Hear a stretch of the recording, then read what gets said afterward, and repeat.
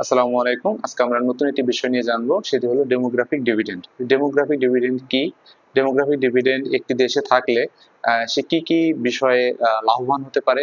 পাশাপাশি কোনো দেশ যদি ডেমোগ্রাফিক ডিভিডেন্ড তাদের দেশে সেভাবে বর্তমান না থাকে, তাহলে কি ধরনের চ্যালেঞ্জ তাদের মোকাবেলা করতে হয় এবং সেই চ্যালেঞ্জ থেকে তারা কিভাবে ওভারকাম করতে পারে, তা নিয়ে আজকের মূলত আমার এই আলোচনা।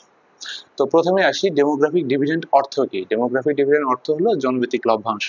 মূলত 15 থেকে 64 বছর বয়স, 15 থেকে 64 বয়সের মধ্যবর্তী যে বয়সের যে জনসংখ্যা, তাদেরকে আমরা ডেমোগ্রাফিক ডিভিডেন্ড বা জনভিত্তিক লভ্যাংশ বলি। মূলত এই শ্রেণীটি হলো কর্মক্ষম জনসংখ্যাকে বোঝায়, অর্থাৎ তারা কাজ করতে পারে। তাহলে প্রথমে আমরা আসি, বাংলাদেশ কিন্তু এই ধরনের একটা ওয়ান্ডারফুল ব্লেজিং তারা ভোগ করে। নট অনলি বাংলাদেশ, এশিয়ান কান্ট্রিগুলোতে মূলত ইন্দোনেশিয়া, মালয়েশিয়া, ভিয়েতনাম, মায়ানমার সহ নেপাল, ভুটানেও ডেমোগ্রাফিক ডিভিডেন্ড রয়েছে, চায়নাতে ডেমোগ্রাফিক ডিভিডেন্ড রয়েছে। তাহলে একটি দেশ ডেমোগ্রাফিক ডিভিডেন্ড থাকলে, অর্থাৎ কর্মক্ষম লোক থাকলে, সে কিভাবে সুবিধাগুলো পেতে পারে এবং কিভাবে তাদেরকে আরো বেশি ব্যবহার করা যেতে পারে। পাশাপাশি যে সকল দেশে ডেমোগ্রাফিক ডিভিডেন্ড নেই, তারা কি কি চ্যালেঞ্জের সম্মুখীন হয়, যেমন জাপানের উদাহরণ আমরা এখানে এনেছি, এবং কিভাবে সে চ্যালেঞ্জগুলোকে ওভারকাম করতে পারে, তা নিয়ে আজকে আমার এই আলোচনা। তো প্রথমে আমরা বাংলাদেশের দিকে তাকাই। আমাদের দেশে যেহেতু ডেমোগ্রাফিক ডিভিডেন্ড রয়েছে, তাহলে কিভাবে আমরা এই ওয়ার্কফোর্সটাকে কাজে লাগাতে পারি। প্রথমেই আমাদের যেটা করতে হবে, যেহেতু আমাদের দেশে এখন বর্তমানে প্রায় 26 লাখ তরুণ বেকার, তাহলে এই বৃহৎ জনগোষ্ঠী বেকার, তাহলে আমাকে হয়তো কোনো কারণে এদের চাকরি হচ্ছে না, যে তারা, তাহলে বোঝা যাচ্ছে যেহেতু চাকরি হচ্ছে না, তাহলে পদের সংকট থাকতে পারে। তাহলে আমাদের কর্মসংস্থানের সৃষ্টি করতে হবে, সেটা যে কোনো ভাবে হোক, শুধু সরকারি উদ্যোগেই না, এতে এনজিওরা হেল্প করতে পারে, পাবলিক প্রাইভেট পার্টনারশিপ হতে পারে, বিভিন্নভাবে আমাদের ওয়ার্কিং অপরচুনিটি ক্রিয়েট করতে হবে, যাতে এই বৃহৎ জনগোষ্ঠীকে আমরা কাজে লাগাতে পারি। দ্বিতীয় হলো এফডিআই, অর্থাৎ হলো ফরেন ডিরেক্ট ইনভেস্টমেন্ট, বৈদেশিক যে বিনিয়োগ। যখন একটি দেশে বৈদেশিক বিনিয়োগ মূলত পাওয়ার বিষয়টি কয়েকটি বিষয়ের উপর নির্ভর করে। যেমন হলো, প্রথমেই আসি যে একটি দেশে ডেমোগ্রাফিক ডিভিডেন্ড থাকতে হবে। ডেমোগ্রাফিক ডিভিডেন্ড যদি থাকে, তাহলে কিন্তু এই যে ফরেন ডিরেক্ট ইনভেস্টমেন্টটা বেড়ে যায়, কারণ তারা চায় যে আমরা অল্প পরিমাণ পুঁজি নিয়ে বা অল্প পরিমাণ ইনভেস্ট করে আমরা বেশি লাভ করব। যেহেতু বাংলাদেশের মতো একটি উন্নয়নশীল দেশ, এদেশে জনসংখ্যা অনেক বেশি, এবং খুব অল্প পরিমাণ টাকা দিয়ে শ্রমটাকে আমরা কিনতে পারি বা ব্যবহার করতে পারে তারা। তো দেখা যায় যে অল্প কিছু আহ মাসিক মাসিক মজুরির বিনিময়ে তারা এই বৃহৎ জনগোষ্ঠীকে কাজে লাগাতে পারে। সেজন্য কি করতে হবে? সেজন্য আমাদের দেশে পলিটিক্যাল স্ট্যাবিলিটিটা খুব দরকার। যেহেতু বর্তমানে কিছুটা পলিটিক্যাল আনরেস্ট রয়েছে, তাহলে পলিটিক্যাল স্ট্যাবিলিটি যদি আমরা নিয়ে আসতে পারি, তাহলে কিন্তু ফরেন ডিরেক্ট ইনভেস্টমেন্টটা বাড়বে। পাশাপাশি করাপশন এবং লাল ফিতা দৌরাত্ম্য, এই দুটো কমাতে হবে অবশ্যই। তাহলে যদি করাপশন কমে যায় এবং স্বচ্ছতা, জবাবদিহিতা, অ্যাকাউন্টেবিলিটি যদি থাকে, স্বাভাবিকভাবেই কিন্তু বৈদেশিক বিনিয়োগ বাড়বে। তারপরে একটি আমরা আসি, যেমন আমি এখানে লিখেছি ইকোনমিক্যাল স্ট্যাবিলিটি এবং ইনফ্লেশন। ইকোনমিক্যাল স্ট্যাবিলিটি বাড়বে এবং ইনফ্লেশন কমাতে হবে। মূলত যখন ফরেন ডিরেক্ট ইনভেস্টমেন্টটা কোনো দেশে আসে এবং বেড়ে যায়, এবং এটা বিদেশিদের জন্য বিনিয়োগ করা বেশি তারা লাভবান মনে করে, তখন অটোমেটিক্যালি যখন বৈদেশিক মুদ্রা আমাদের দেশে আসতে থাকে, আমাদের ইনফ্লেশন রেটটা কমতে থাকে, পাশাপাশি আমাদের ইকোনমিক্যাল স্ট্যাবিলিটিটা বাড়ে। সুতরাং এটা এফডিআর আসার সাথে সাথে হয়। আবার কোনো কোনো দেশে এরকম হতে পারে যেটা অটোমেটিক্যালি ইকোনমিক্যালি স্টেবল, ইনফ্লেশন রেটটাও কম, সেখানেও কিন্তু এফডিআই বাড়ে। পাশাপাশি যেমন আমাদের দেশে কিছুদিন আগেও আমাদের বিডা যে সামিট 2025 হলো, সেখানে কিন্তু সেই সামিটে আমরা দেখেছি যে আমাদের দেশে বৈদেশিক বিনিয়োগ না আসার বা কিছুটা কম আসার মূল কারণ হলো আমাদের কিছু অবকাঠামোগত সীমাবদ্ধতা রয়েছে। যেমন আমাদের গ্যাস এবং বিদ্যুতের সংকট রয়েছে। একটি কারখানা চালাতে গেলে যদি আমাকে প্রতিনিয়ত কিন্তু ইলেকট্রিসিটি বা বিদ্যুৎ এবং গ্যাসের সরবরাহ আমাকে নিশ্চিত করতে হবে।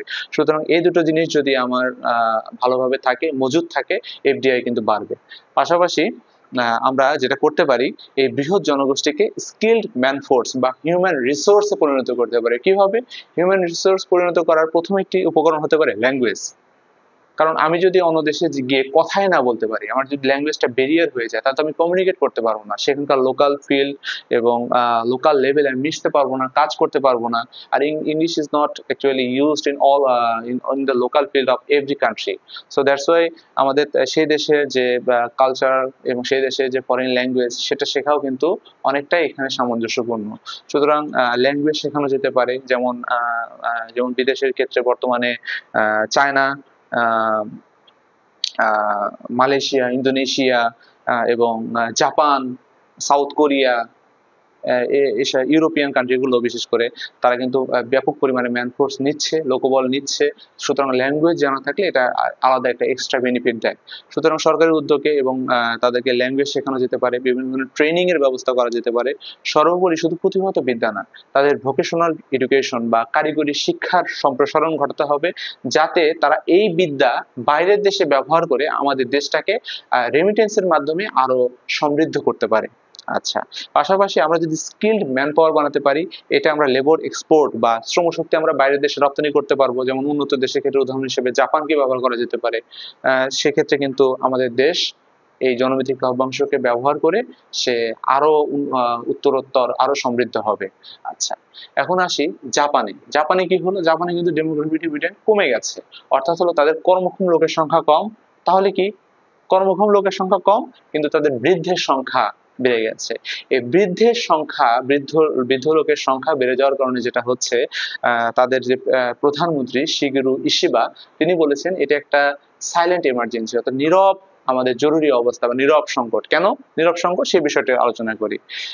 তিনি বলেছেন নীরব সংকট কারণ হলো তাদের এই বৃদ্ধর যে একটা বৃহৎ জনগোষ্ঠী, এদের হেলথ কস্ট, এই জাপান কিন্তু উন্নত দেশ এবং এই দেশে আসলে অন্যান্য দেশের মতো না, তারা তাদের পাবলিক নিয়ে, তারা তাদের পপুলেশন নিয়ে ভাবে কিভাবে তাদের সেবাকে আরো বেশি বাড়ানো যেতে পারে, সেটা হেলথ ফ্যাসিলিটি হতে পারে। সুতরাং যেহেতু তারা ভাবে, তারা বিভিন্ন পেনশন সহ চিকিৎসা সুবিধা দিয়ে থাকে, এই জন্য তাদের হেলথ কস্টটা বেড়ে গেছে, তাদের ম্যান পাওয়ার কমে গেছে, এবং হলো তারা ওয়েলফেয়ার ডেবিট বা তাদের যে শ্রম কল্যাণ যে তহবিল রয়েছে বা শ্রম কল্যাণ যে মন্ত্রী পরিষদ রয়েছে, সেখানেও কিন্তু ব্যয়টা অনেক বেড়ে গেছে।